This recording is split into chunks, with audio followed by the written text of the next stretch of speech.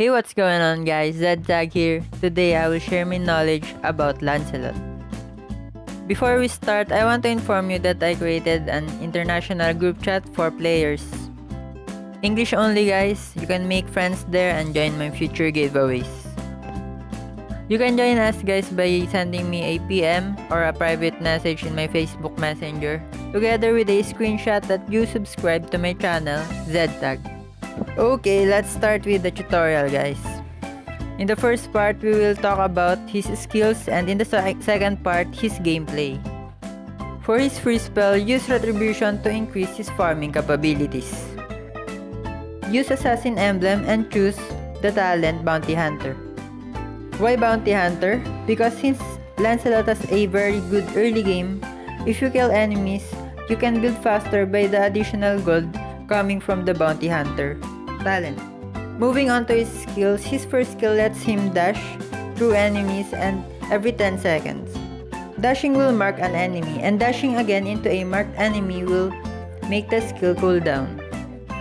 Guys, this skill is what makes Lancelot a very cool assassin and a very strong duelist.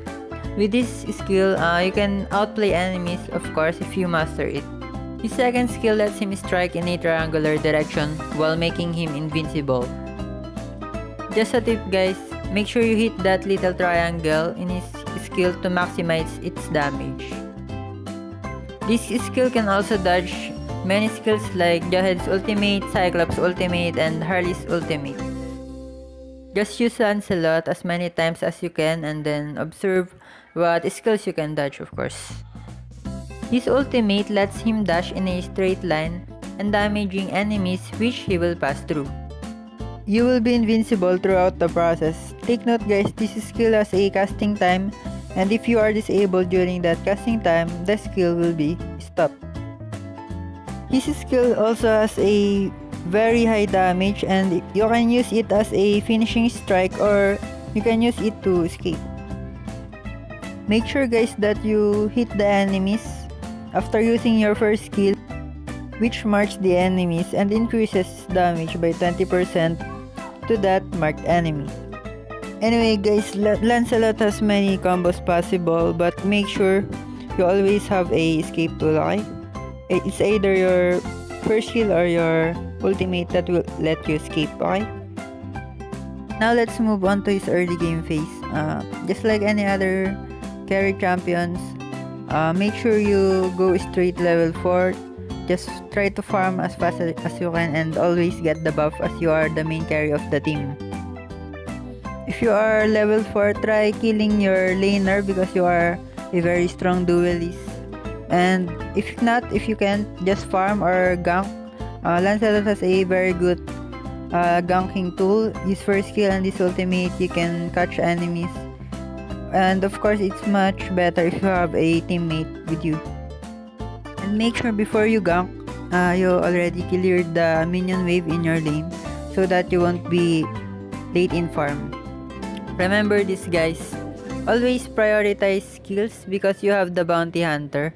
And if you think you in the game situation that you can't really kill someone, just farm until the late game, okay? And make sure guys that in a team fight, make sure the enemies will use their crowd control first before you go in with your first skill or your ultimate. And even though you go in first, you can also dodge enemy skills using your second skill.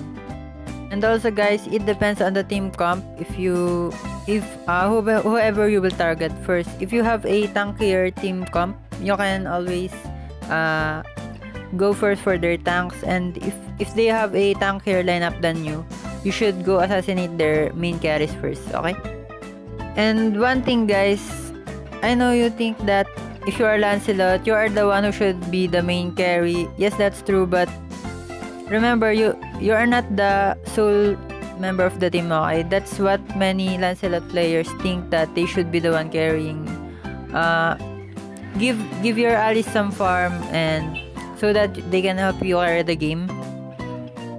But of course, it depends on the situation. If you think if you have a marksman, but that marksman is not doing so well, you can take all the farm yourself.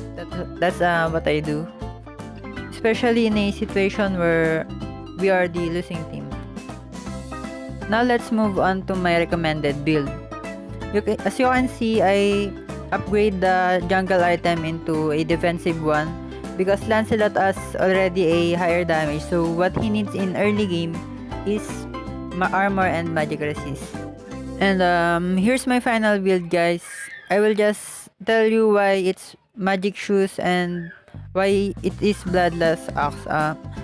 Those two items combined with the defensive jungle item is the perfect early game for Lancelot. He has some defense and some sustain from the bloodless axe, and then from the magic shoes the cooldown reduction to help him in the duels. And as to the final item, the Queen of Apocalypse, or whatever it is called, it's a very good item, guys, for late game. Especially it gives Lancelot a lot of defense because you already have the 4 car items which give Lancelot a high burst damage. Now guys, for me, here are the champions that counters Lancelot the most. First for me is Saber, because of his ultimate. It lets him catch Lancelot so easily. Second is Natalia, because she can surprise Lancelot with her stealth and then burst him, especially if the Natalia user has Inspire. But don't worry, guys, as of Saber, guys, you can always dodge his ultimate. Don't let him catch you in Clash, because that's what Sabers will always do. And then as for Natalia, just be alert always. If you see that ping mark upon you, just use your skill to run away, or when you use your second skill, of course, and you accidentally hit her, you can reveal her.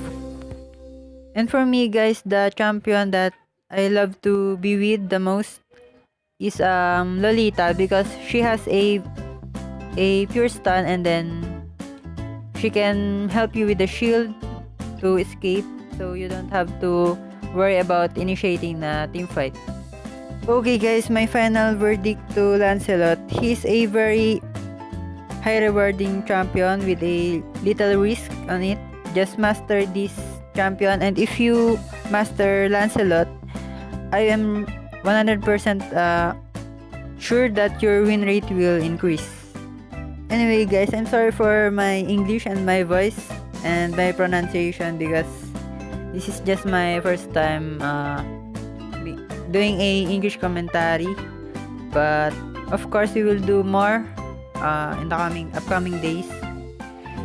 So just wait guys until I improve my English. And if you like this video, hit like and then subscribe to my channel, or if you want, join my messenger group. Just PM me with your screenshot of your subscription. Thank you guys.